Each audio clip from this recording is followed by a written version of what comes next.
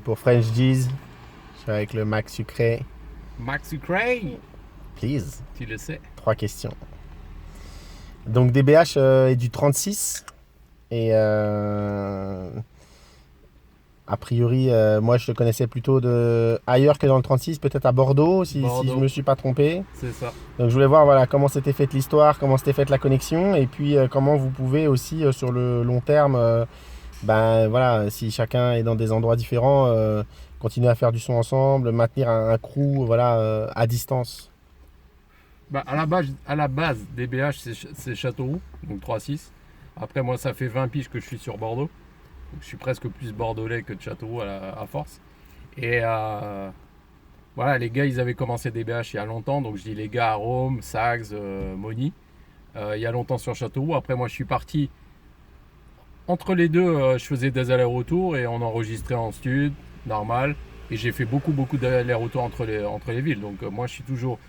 J'étais déjà à la base de cette équipe-là. Après, j'ai migré comme d'autres.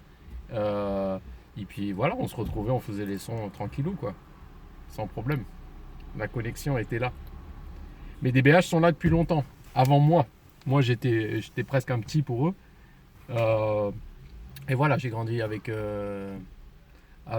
j'ai commencé un peu avec la West et après, je les ai rencontrés eux, qui écoutaient beaucoup de Rapelote, beaucoup de Bay, LA, etc. Donc j'ai un peu grandi et ma connaissance musicale, elle s'est faite aussi beaucoup grâce à Sax, Arome et Moni. Ça, c'est la réalité.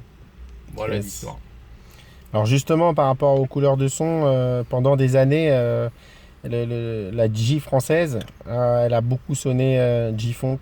Elle est sud de la Californie. Et toi et DBH, vous êtes arrivés avec des collaborations et des sonorités Bay, Northwest, Sud, Ouais, beaucoup de Houston. ouais.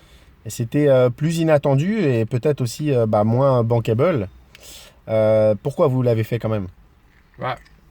À la base, déjà, tous les gars de DBH, même Soso, Rest in Peace Soso, toute cette clique-là, ça écoutait du son à mort de vraiment, c'était plus gangsta à la base. Money, tout ça, c'était plus gangsta. Donc gangsta du sud, gangsta de l'ouest, LA, Bay, Houston. Mais eux, quand moi je les ai rencontrés, ils avaient déjà plein de scuds, ils faisaient des allers-retours Châteauroux-Paname, Châtelet-Léal et compagnie. Euh, C'était beaucoup de rapelotes, beaucoup de Bay, un peu de LA, mais vraiment c'était toute cette zone-là. Après, un peu de trucs de Mississippi, etc., etc. Je pense que DBH dans le son, à mon avis, c'était un peu plus ouest au début, mais il y avait beaucoup d'influence rapelote, donc un peu plus ouest, entre les deux, entre l'ouest et le sud. Et quand tu regardes les albums de DBH d'avant et les solos de Moni, en tout cas le premier Rim ou Crime, c'est peut-être un peu plus ouest, mais lui, il dirait peut-être pas forcément ça. Après, j'ai commencé à poser avec eux, et là, j'ai lancé le délire business international avec Moni. Et vu que moi, j'étais aussi à fond euh, entre les trois, on s'est dit, selon les connexions, on va pas faire un délire forcément de G-Funk. On va faire un délire sud-ouest, des sons qu'on kiffe. Donc c'est parti comme ça, c'est parti un peu dans ce délire-là. On est resté dans les sons qu'on aimait bien. Beaucoup de Chicanos aussi à l'époque. Ça, c'était plus dans les années 2000, parce qu'avant, il y avait beaucoup moins de choses. Par Brandside, des trucs produits par Easy, etc. Mais c'était ça le délire. Donc chacun a ramené un peu son envie aussi. Moi, j'ai peut-être pris un peu plus de risques sur les prods. C'est Monique qui a fait l'essentiel de prod sur Business International. Mais on voulait pas forcément que ça sonne West. On voulait faire un truc sur des prods qui nous plaisent, avec des artistes qu'on aime. Donc pas mal de mecs de Houston.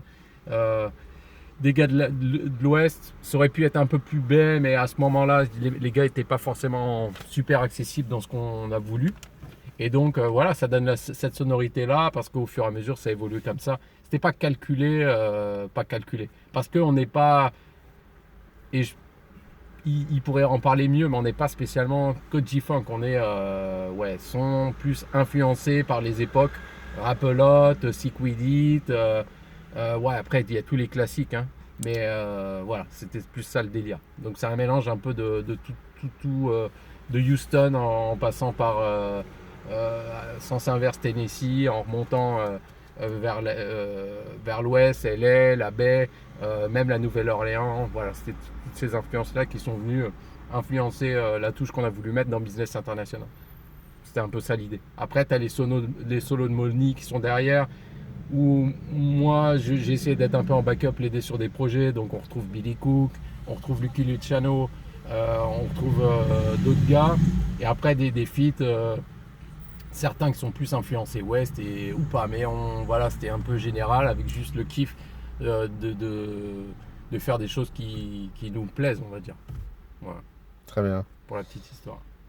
Dernière question. À Vallejo, il y a Pimp C Mac, il y a Sugar Wolf Pimp, il y a des Mac Mall, des Mac Dre.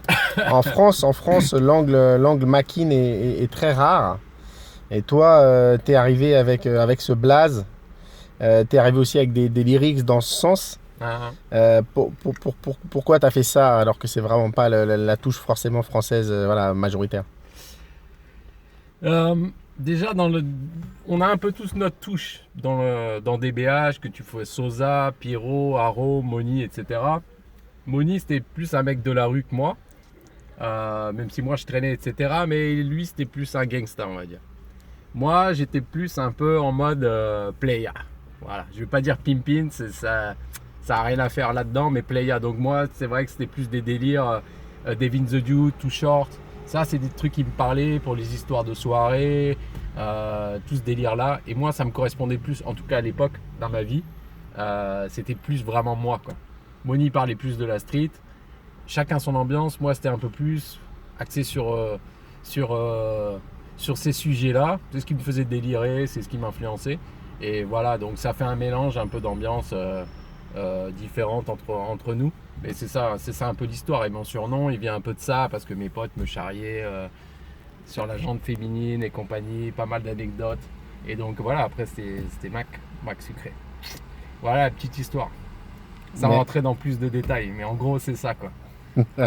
C'est ça le délire. Bon, merci Mac Sucré, c'était pour French G's. Avec plaisir.